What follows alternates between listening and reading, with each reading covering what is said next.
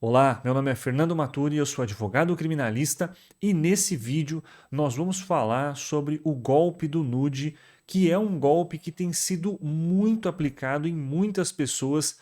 Várias pessoas me mandam mensagens porque estão sendo vítimas desse golpe, querem entender mais sobre o assunto, então nós vamos falar disso nesse vídeo. Eu vou começar projetando uma tela aqui para ficar mais claro a dinâmica desse golpe para que a gente aprenda a identificar como isso acontece na prática, tá bom? Bom, primeiro você tem o golpista que cria um perfil na internet de uma mulher, se passando por uma mulher, e aí ele identifica uma vítima e manda uma solicitação de amizade para essa pessoa. Ele inicia uma conversa com essa pessoa. Imediatamente que essa conversa é iniciada, o golpista, se passando pela mulher, já manda fotos sensuais, manda vídeos para a vítima, para que a vítima se sinta mais confortável em, depois de ter recebido isso, mandar de volta um nude dela, da vítima, para o golpista, para o perfil do golpista. Isso invariavelmente acaba acontecendo em algum momento da conversa. E imediatamente que a vítima, após a vítima mandar uma foto pessoal para a mulher, entre aspas, né, para o golpista, seja uma foto íntima, um vídeo íntimo, o golpista vai para a próxima etapa desse golpe e ele continua essa conversa, agora se passando pela mãe ou pelo pai dessa então mulher, e aí falam que na verdade não se trata de uma mulher, na verdade é uma criança, muitas vezes uma criança que tem algum problema psicológico, algum problema mental em algumas situações e que, portanto, não teria menor condição de estar tendo aquele tipo de conversa. E aí, os supostos pais dessa criança falam que vão denunciar essa vítima, falam que vão denunciar acusando ele de pedofilia, etc. Em algumas situações, o próprio pai e a mãe, suposto pai e mãe, fazem a solicitação de dinheiro para não levar adiante essa denúncia. Em outras situações, o que acontece é que o golpista dá continuidade a essa conversa a partir de um outro número de telefone, de algum outro perfil de Facebook ou de Instagram que seja, se passando por um delegado de polícia, por um advogado, por um promotor de justiça, falando que o pai e a mãe entraram em contato com a justiça para que essa vítima, para que essa pessoa seja responsabilizada pela pedofilia, por essas conversas, por ter trocado mensagens dessa natureza. Então, esse é o contexto que vai se desenhando. No final das contas, a coisa toda se resolveria na conversa do golpista com a transferência de dinheiro. Então, ou a vítima manda o dinheiro para o pai e para a mãe da criança, e aí eles não vão fazer a comunicação do crime, ou a vítima manda esse dinheiro para uma conta que o delegado, o advogado ou o promotor vai indicar e aí o Estado vai arquivar essa investigação. Basicamente, essa é a dinâmica. Então, é gerada toda essa pressão, é gerada todo esse contexto para fazer essa solicitação de dinheiro e a vítima, muitas vezes, com medo do que aconteceu, especialmente porque mandou uma foto íntima, acaba fazendo esse pagamento e acaba caindo nesse golpe. Bom, vamos entender algumas coisas aqui. Esse é um exemplo que me mandaram, tá? Essa é a mensagem de uma pessoa que se passou por advogado criminalista, na verdade é o golpista que escreveu essa mensagem, e ele usou o nome de um advogado, um nome real de um advogado. Então, se a vítima fosse procurar na internet informações, encontraria informações dessa pessoa.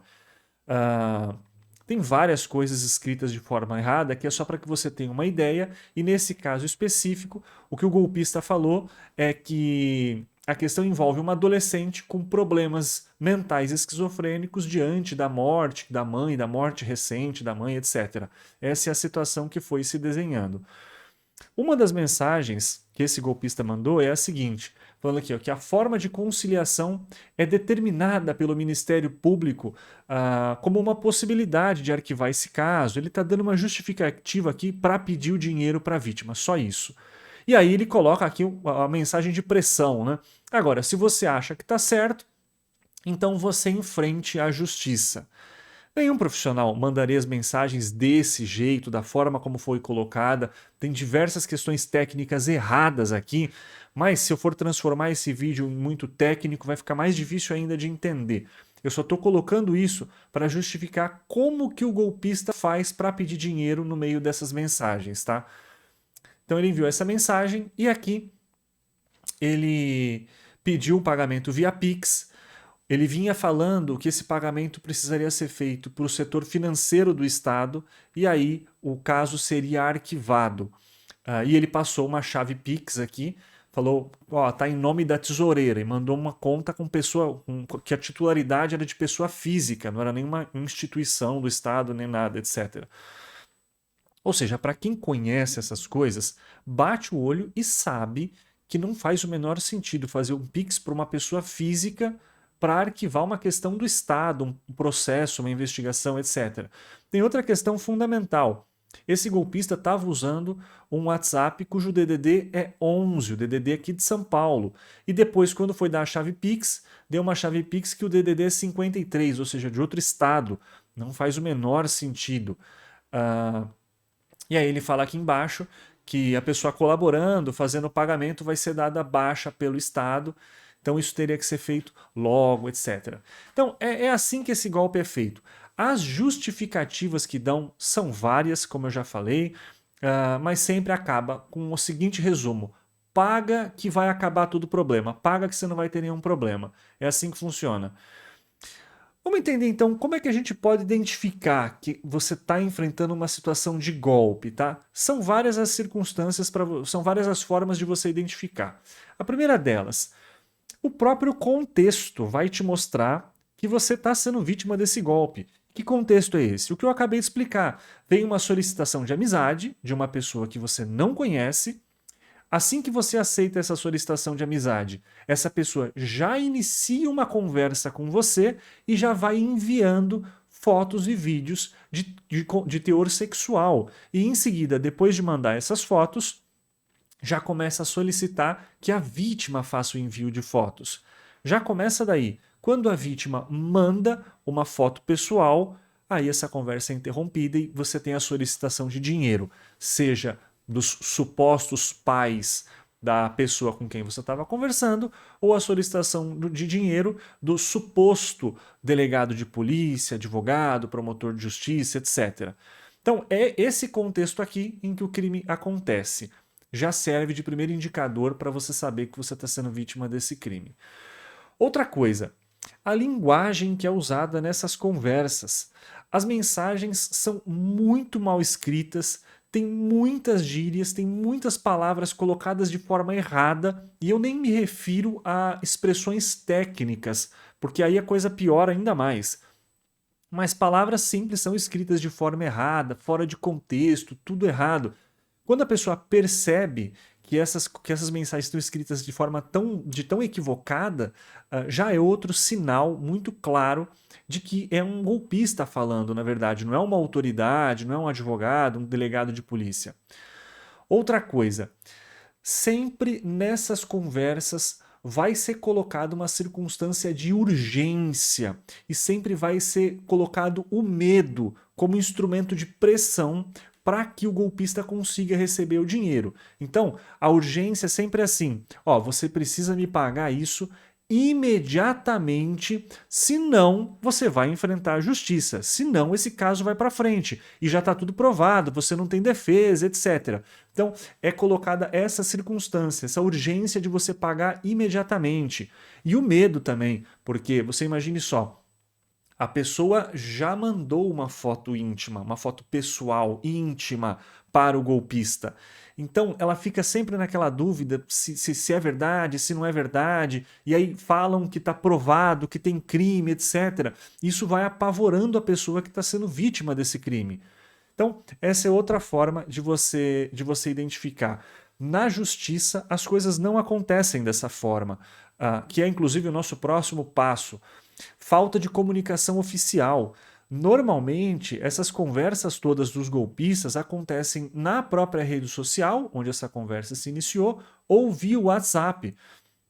A justiça não trabalha dessa forma. A justiça vai precisar que a vítima, nesse caso, vamos imaginar, a pessoa que estaria sendo acusada de pedofilia, precisa se manifestar, ela precisa ir até uma delegacia de polícia, ela vai ser intimada, vai receber uma intimação oficial para ir até uma delegacia prestar depoimento, ser ouvida. Então é assim que as coisas funcionam. Essa conversa da polícia não aconteceria por WhatsApp. Então falta comunicação oficial dessas coisas. Essa é outra forma de você identificar que você está sendo vítima de um golpe. E outra forma, também mais eficiente do que todas essas, inclusive se acrescenta a todas essas, você precisa falar com alguém da sua confiança para expor a situação que você está vivenciando, embora seja muito difícil, porque isso acaba deixando a pessoa sempre muito constrangida, mas você também pode falar com um advogado ou com a polícia. Normalmente essas pessoas não querem procurar a polícia, porque elas já estão com a sensação de que cometeram um crime, porque mandaram fotos íntimas para uma pessoa que eventualmente é menor. Então fica sempre esse medo de ir até a delegacia porque essa pessoa está se sentindo preocupada com tudo que está acontecendo. Mas uma alternativa é consultar um advogado que vai ter melhores condições de fazer toda essa análise que eu coloquei aqui e de verificar com mais precisão se é uma situação verdadeira, se é de fato um golpe, etc. Então, você tem essas opções aqui, dentre tantas outras, para identificar se você está passando por um golpe. Isso já passou na imprensa bastante, a mídia já noticiou bastante golpes dessa natureza. Eu vou colocar aqui na descrição alguns links para que você possa acessar e você possa tirar suas dúvidas, você possa ver reportagens. Lá tem explicação de outros profissionais explicando outras formas em que esse crime costuma acontecer. E aí vem outra pergunta: o que você pode fazer nesse tipo de situação? A primeira questão, uma vez que você tem identificado que se trata de um golpe, você tem que bloquear esses números, esses contatos e interromper essa conversa, porque não vai te levar a nada a continuar falando com um golpista.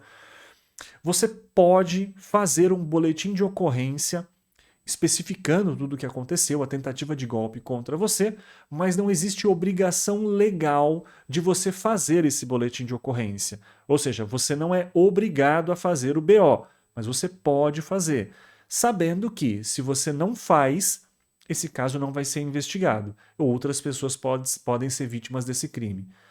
E por fim, você precisa pagar as fotos e os vídeos que você recebeu, porque embora não seja a pessoa com quem você achava que estava falando, essas fotos pertencem a uma pessoa e foram vazadas da internet e hoje os golpistas estão usando ela. Então você precisa pagar essas imagens do seu aparelho. E depois de tudo isso, sempre fica a pergunta, e esse é o ponto fundamental para quem acha que está passando por uma situação real, quando na verdade é um golpe. Fica sempre a dúvida de fundo. E se for verdade? E se no fundo, isso tudo for verdade? Bom, se for verdade, pagar não vai resolver o seu problema. Eu vou dizer isso por duas razões. A primeira delas, se você fizesse esse pagamento para o pai ou para a mãe de uma criança que foi vítima de um crime, de um caso de pedofilia real, vamos imaginar aqui, o pai e a mãe não vão querer receber dinheiro nenhum, eles vão querer a responsabilização de quem assediou a filha. E ponto final. E pagar algum valor aos pais não vai impedi-los de levar essa questão à justiça. E ainda que a justiça tome conhecimento desse caso de outras formas, o fato de você ter pagado não vai impedir a justiça de investigar a situação e verificar se foi um caso de pedofilia real ou se não foi, se foi uma tentativa de golpe. Então, não resolve. E uma segunda situação, imaginando que o delegado de polícia entre em contato pedindo dinheiro para arquivar o caso. O delegado de polícia não pode receber valores, o Estado não pode receber valores para arquivar esse caso, especialmente dessa forma. A obrigação do Estado é instaurar uma investigação criminal, instaurar um inquérito policial e fazer a intimação da pessoa que é suspeita, para que essa pessoa compareça à delegacia e preste o depoimento dela. Então, nessas duas situações, pagar não vai resolver o problema. Eu vou voltar a imagem aqui para mim. No final das contas, é sempre importante tomar esses cuidados para evitar de você cair nesse tipo de golpe.